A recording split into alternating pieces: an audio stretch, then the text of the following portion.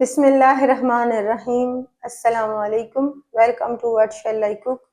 आज हम बना रहे हैं अचार गोश्त।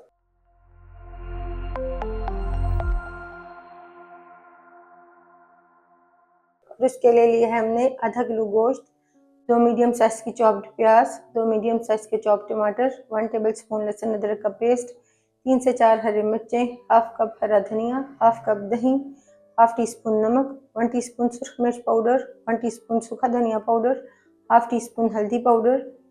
अचारी मसाला बनाने के लिए लेंगे हाफ टी स्पून कलौंजी, 1 टीस्पून साबुत सूखा धनिया, 1 टीस्पून सौंफ, हाफ टी स्पून साबुत जीरा, हाफ टी स्पून राई दाना, 1/4 टीस्पून मेथी दाना।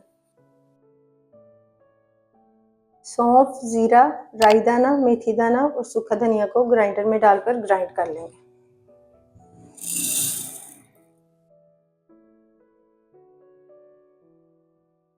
प्रेशर कुकर में डालेंगे 1/3 कप ऑयल। ऑयल को गर्म करने के बाद इसमें डाल देंगे प्याज।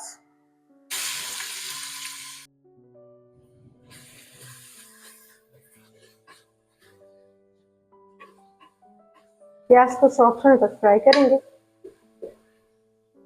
प्याज को फ्राई करने के बाद इसमें डालेंगे गोश्त। मिक्स करेंगे और गोश्त को कलर चेंज होने तक फ्राई करेंगे।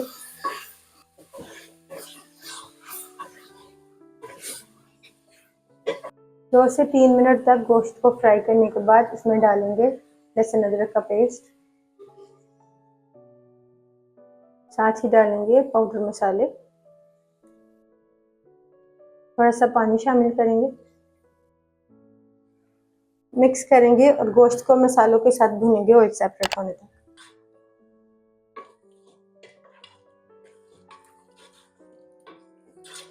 तीन से 4 मिनट गोश्त को मसालों के साथ भूनने के बाद इसमें डाल देंगे टमाटर, दही डालेंगे,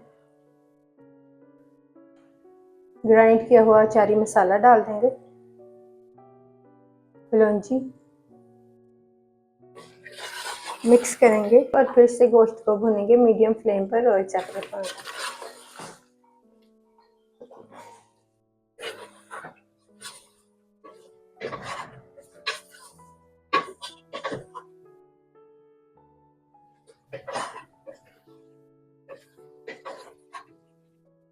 गोश्त को तमाम मसालों के साथ अच्छी तरह भूनने के बाद इसमें डालेंगे 1 कप पानी। मिक्स करेंगे।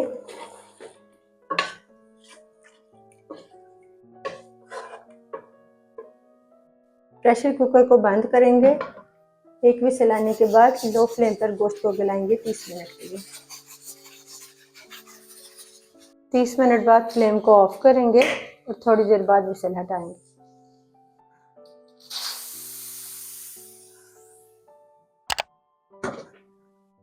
गोश्त को गलाने के बाद इसमें डाल देंगे हरी मिर्चें,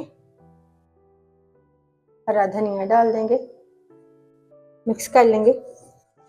अल्हम्दुलिल्लाह अचार गोश्त तैयार है। आपको यह रेसिपी कैसी लगी कमेंट्स में बताइएगा।